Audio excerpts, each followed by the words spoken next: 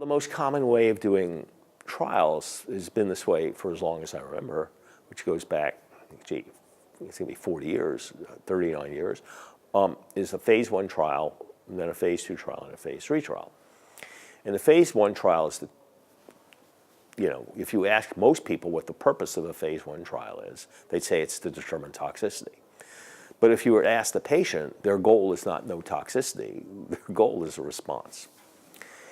And beyond that, it uses something that's called the 3+3 design that you may know of.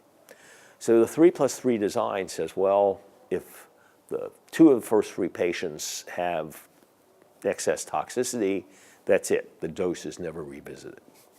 Well, it's been shown, and it's intuitive, that things other than the dose determine toxicity. So if you gave the same dose to somebody who's 80 years old and somebody who's 50 years old, naturally enough, the person who at 80 years old might have the toxicity, and somebody who's 50 years old might not have the toxicity. So when they say, oops, 2 of the 3 had toxicity, no regard is formally paid to things like that. How old were they? Was their performance status 2 or 1? What was their bilirubin? Was it 1.1 or 0.6? So, in itself, it's embarrassingly stupid. I mean, it really is. I mean, it's the only word for it. But we do it. And the reason we do it is because pharmaceutical companies are comfortable with it, they're familiar with it, and the investigators, and I've been this way too, they're so eager to get a new drug that they'll do a lot to get the new drug, including the 3+3 design. I mean, many people have looked at designs where you monitor both response and toxicity, and the dose finding is based on both response and toxicity. They've looked at designs where it accounts for things like age and covariates.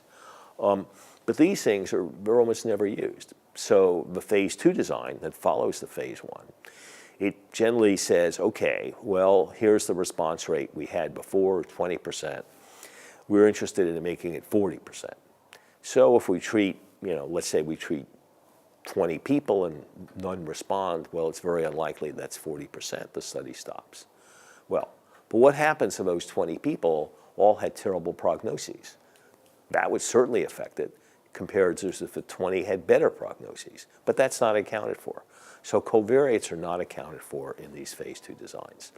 And again, the reason is what the company is interested in, speed. That's what they're interested in. They don't want to spend, they want to minimize how much money they spend. So their idea is to get to the phase 3 trial as soon as we can.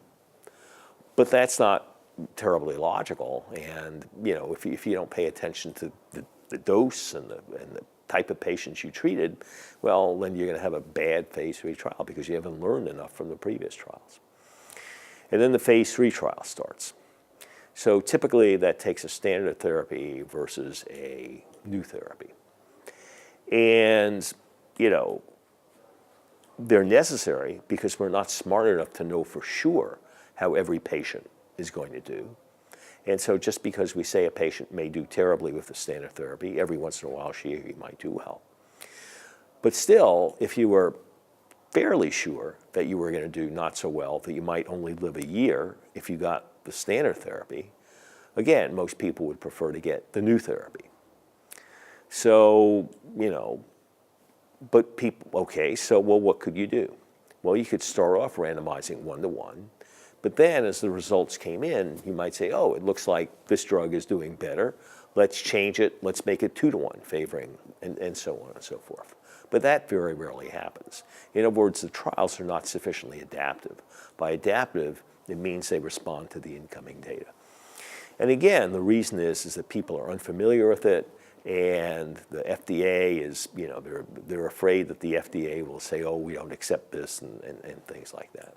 So there are huge problems with trial design. But most of them are so logical and intuitive, it really is, it's really a testament to how even bright people can be so stuck in old ways that, that they're stuck in old ways, which is bad.